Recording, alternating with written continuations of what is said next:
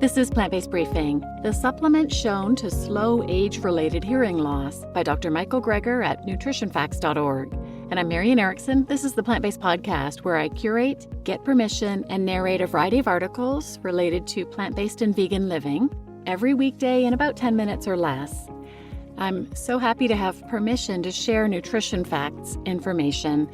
They're an amazing nonprofit organization, one of the go-to places for nutrition information.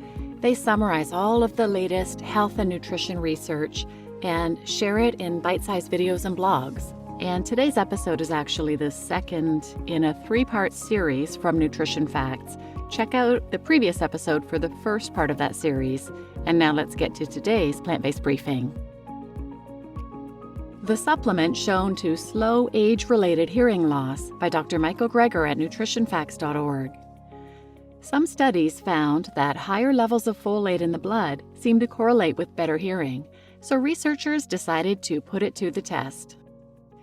Healthier diets are associated with a significantly lower risk of hearing loss, and for all three diet quality scoring systems these researchers used, avoidance of meat was most strongly associated with lower risk. The Mabon from my last video, who preserved their hearing into old age, ate little meat, but also weren't eating sugary junk, explaining their almost total absence of dental cavities. A high glycemic diet of refined carbs is also associated with developing age-related hearing loss. If it's the blood sugar spikes, that would explain why diabetics and pre-diabetics are also at higher risk. Even among whole grains, sorghum, which is the center of the Mabon diet, has a particularly low glycemic index due to its resistant starch content, causing about a 25% lower rise in blood sugar compared to whole wheat. Impaired blood circulation may also explain how noise damages the inner ear, as loud noises cause constriction of the accompanying blood vessels. This may also help clarify the link between obesity and hearing loss. Excess weight may just be a proxy for unhealthier diets, but the pro-inflammatory state of obesity can itself lead to vascular dysfunction. Measures of systemic inflammation seem to directly correlate with age-related hearing loss, as do measures of oxidative stress. In my video on brain inflammation, I introduced the antioxidant defense activator NRF2, called Guardian of Health Span and Gatekeeper of Species Longevity. Those born with a genetic variant NRF2 that doesn't encode as well are significantly more likely to develop impaired hearing, implicating the role of free radicals in the process of hearing loss. You can look in the back of people's eyes and measure the amount of macular pigment, the lutein and zeaxanthin antioxidants concentrated in greens, and correlate that with superior hearing. The population data on antioxidant intake and hearing loss is mixed, though. Take vitamin C, for example. Some studies show that higher vitamin C intake is associated with better hearing, but others failed to find any significant connection. The only way to tell if antioxidants help or not, you know the drill, is put them to the test. Adding antioxidants to the diets of rats seem to help prevent age-related hearing loss, but doing the same thing in mice doesn't appear to help. The most exciting preclinical data may be a study in which aged rats randomized to added blueberries looked like they had a reversal in hearing deficits, in fact, ending up better than the young rats. Wait, I thought hair cells don't regenerate. Our ability to hear doesn't just have to do with our ears, but our brain. As we age, our auditory cortex in the temporal lobe of our brain loses some of its ability to discriminate and understand speech, even in a quiet environment. We don't just need to sense sounds, but make sense out of them.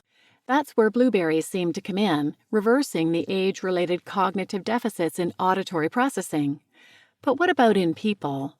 There are studies lacking control groups that documented improvements in hearing loss, giving people antioxidant supplements like vitamins A, E, C, and alpha-lipoic acid, but when properly put to the test in a randomized, double-blind, placebo-controlled trial of a whole list of antioxidants, the supplements flopped. No effect on any of the measured hearing aspects. Is there any supplement that has been shown to help with hearing in older adults?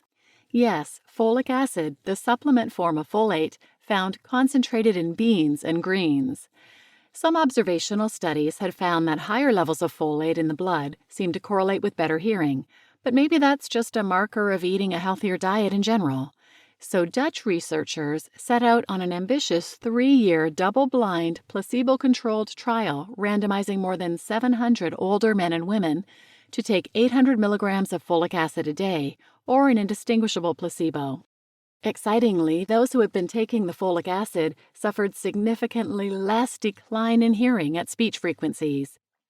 The effect size was rather small, such that one might expect the proportion of men, for example, who would be hearing aid candidates at age 75 might drop from 33% to 22% with folic acid supplementation. Also note, the study was done in the Netherlands, where at the time, the food supply was not fortified with folic acid. In the U.S., where folic acid fortification has been mandated in refined grain products for decades, it's unclear how much additional benefit supplements might add. Regardless, the healthiest sources are dark green leafy vegetables and legumes. A cup of cooked lentils has 90% of adult daily needs. You just listened to The Supplement Shown to Slow Age-Related Hearing Loss by Dr. Michael Greger at nutritionfacts.org. And I'm your host, Marian Erickson. Tune in tomorrow for the third and final piece of this series on age-related hearing loss.